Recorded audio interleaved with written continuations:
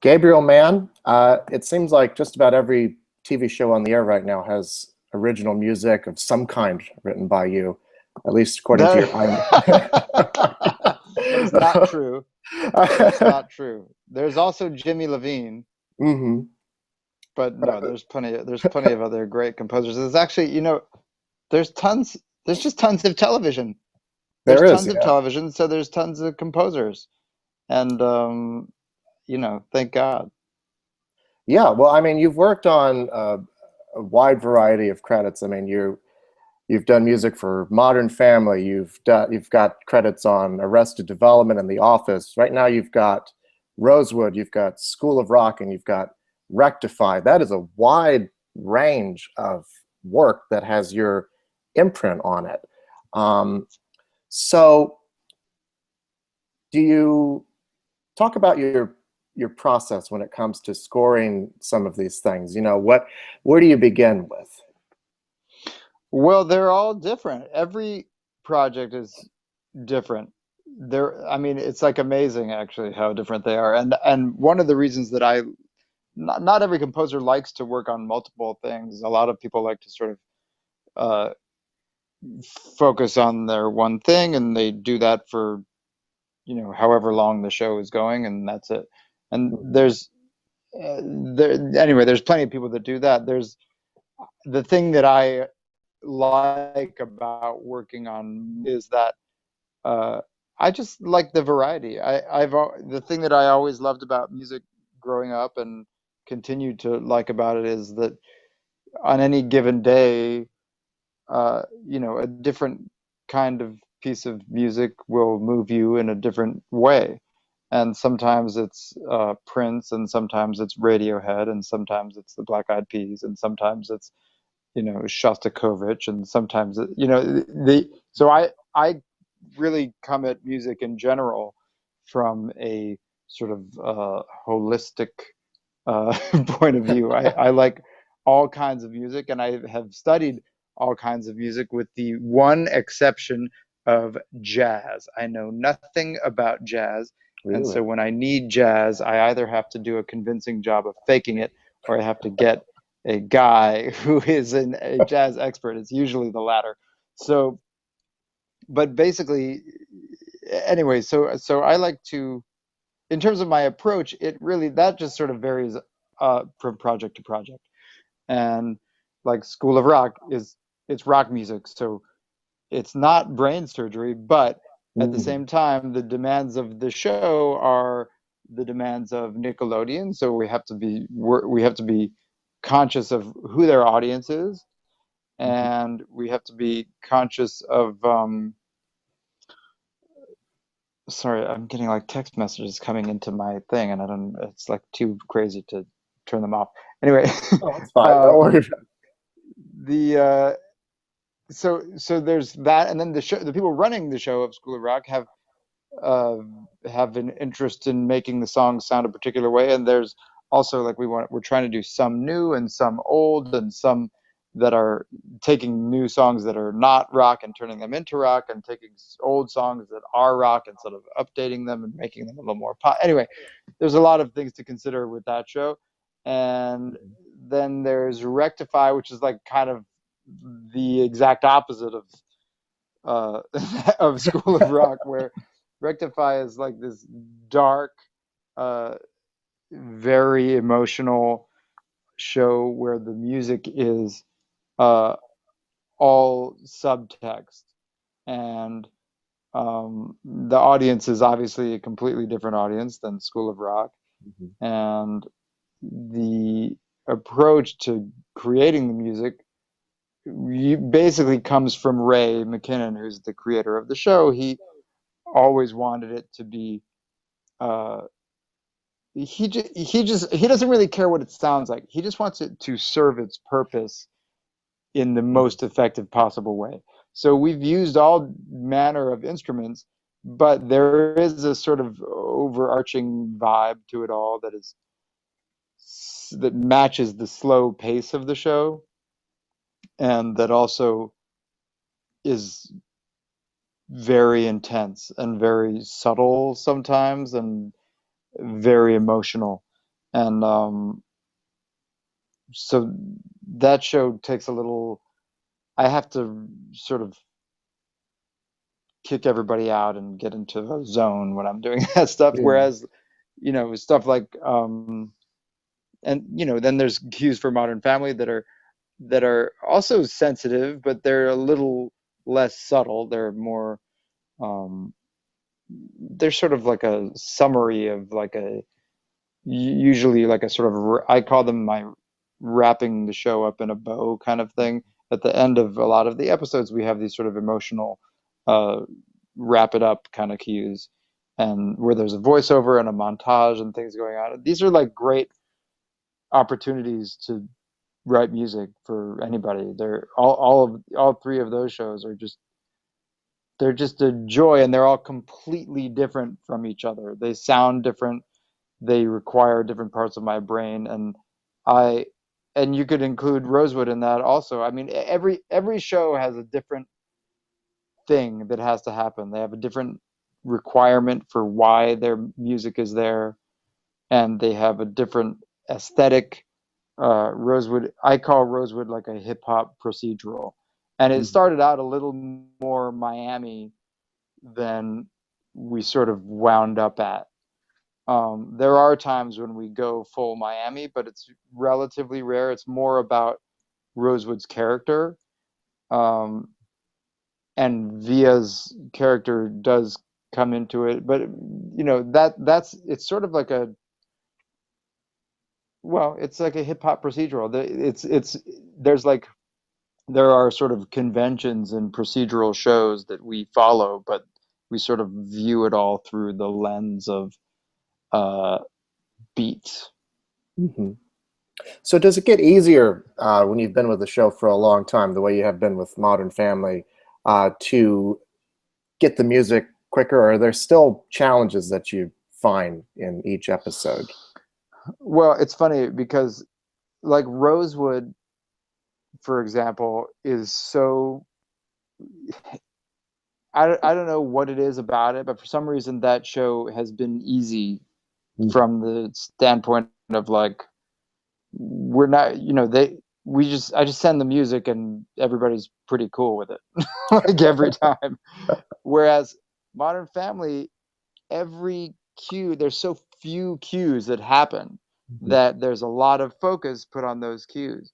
So sometimes I'll write just to get these ending cues to feel exactly the way that the creators want them to feel. Sometimes I'll do multiple versions just to get this one cue right at the end of an episode of Modern Family.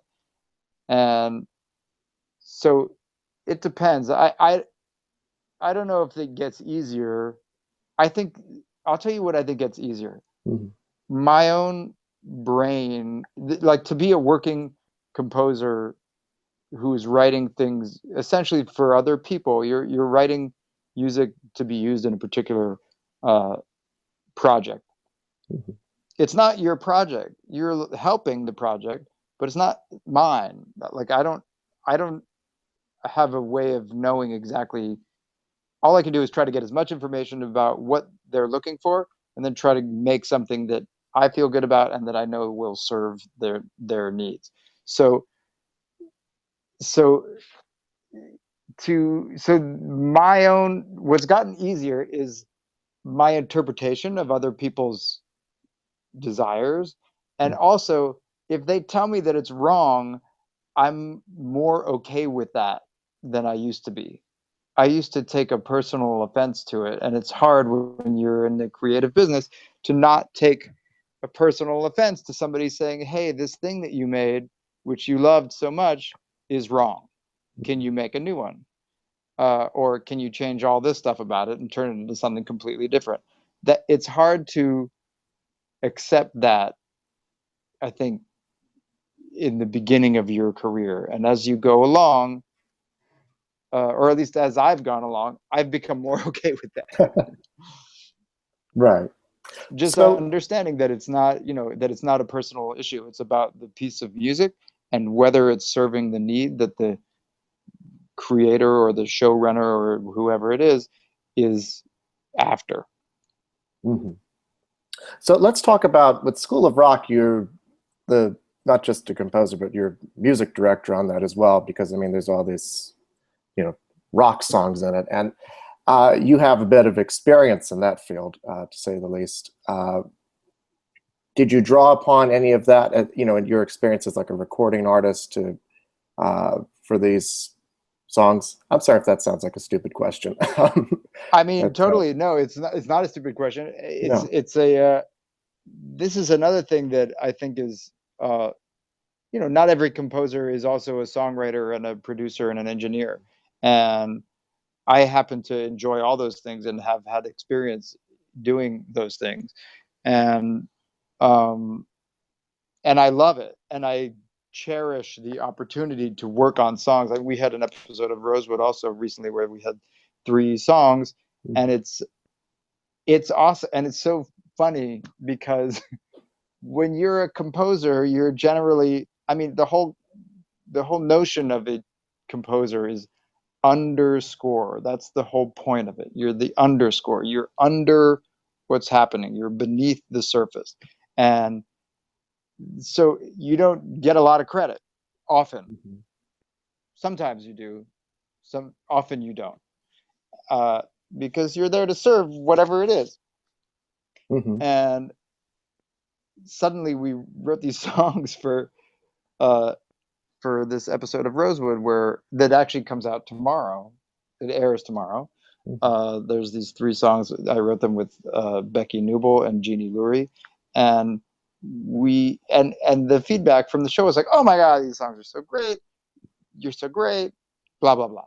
And here we are at episode 19. I've been writing music for all these episodes, hours and hours of score, and it just sort of goes through and it goes in the show and it goes in the air, and you get a lot more credit for songs. Songs are very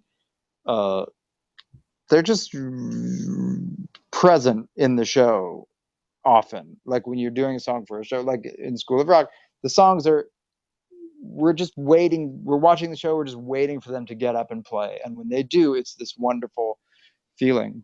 And of these kids playing these songs. So it's like it's an awesome experience for me to be able to do that. I mean, I love their score in School of Rock, but it's sort of secondary to the songs. The songs are what the show is sort of based on, and it's sort of they're like the centerpiece of what happens in pretty much every episode. And so there's original songs and there's cover songs that have to be sort of interpreted in new ways, and then with every song there's issues of performance. Like I have to sort of make sure that there's something visually that is going to happen in each song. So I can't just, the arrangements have to be created in such a way that there's something for the camera to follow. So you have to reconcile that with the song itself and not detracting from it and hopefully enhancing it. And Mhm. anyway, but I don't know, in terms of engineering and producing and all that, I mean, I just love that stuff. That was sort of how I actually started my career here in Los Angeles as an assistant to a TV composer. I lasted 1 year and I was like, this is the worst job ever. And I hate TV music. And I left and I started doing band stuff and producing and engineering and and pursuing my own artistic career as a solo artist. And like I said, as a singer songwriter and touring and doing all that stuff and basically not dealing with scoring. I was just totally over it, and I was like, I'm going to be a rock star and this is going to be great. And then I came back to it after about I left it in basically 1998, Mhm. and then I came back to it in about 2005, just a little bit. I was doing songs with my previous boss, David Schwartz, for Arrested Development. And that was sort of like an easy way to get back into it was sort of a natural way for me to get back into working in TV. I was singing and writing songs for this show every once in a while and not being sort of like dumped into making score for a weekly episode of anything. Mhm. But it was anyway, well, so yeah, so songs are. I started in songs, really. I did work in TV before that, but I really started in songs and recording. And also David Schwartz, this uh, composer that I worked for, was really into sound and recording. So when I would go to his studio and we would do these songs, I learned a lot. And I learned a lot as his assistant, learning about recording and producing and engineering. And then went out on my own and recorded and produced and engineered all kinds of people. Hmm. Yeah, of special interest to our readers, since we're an awards website, you actually performed at the Oscars with Adele.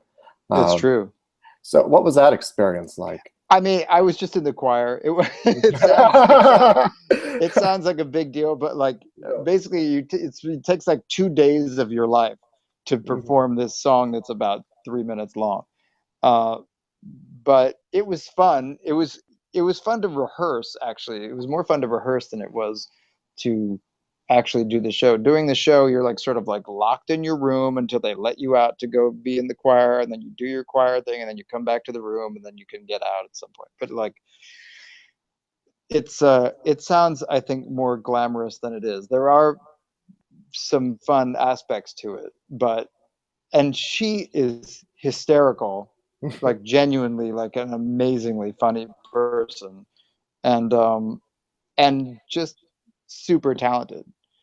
uh so rehearsing was with her was really fun. We rehearsed out in the valley at this place, and it was just awesome to be in a room with her singing a song. It was a really that's true of a lot of musicians. I mean, I had somebody, I had a singer in here today singing a few commercials. And when you bring a person into your music who is not you, who plays an instrument or sings or something like that, it's a wonderful experience. Not that this Adele song was my song, but then for me to be able to go there and to participate in whatever way I can, it's fun. I mean, music is fun.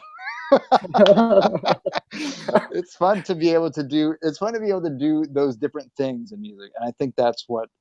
Uh, it's sort of like the same argument for taking on a variety of shows that are all sort of different in their um, vibe. Is That's fun. Like it's fun to be in a choir, and it's fun to play piano, and it's fun to sing, and it's fun to write, and it's fun to do all different genres of music. To me, that's what makes it fun. And if I think that if I was doing only rectified type shows or only School of Rock or only any of these things, that I would start to go a little crazy. Hmm. So speaking of awards, you won an ASCAP award. I hope I got that acronym right. For ASCAP. ASCAP, yes, for Modern Family. What did that recognition mean for you? Well, those awards are first of all, that is like one of the few nights when all the composers. First of all, not everybody's a member of ASCAP, but ASCAP is one of the biggest PROs. So all the composers are like together, Mhm. and it just never happens.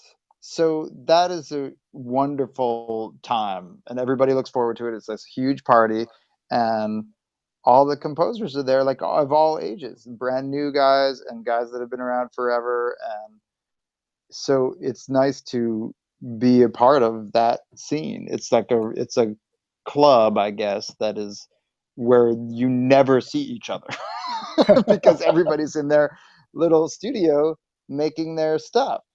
And Mhm. so it's funny to be all in a room together, really, and to be recognized among those people is awesome.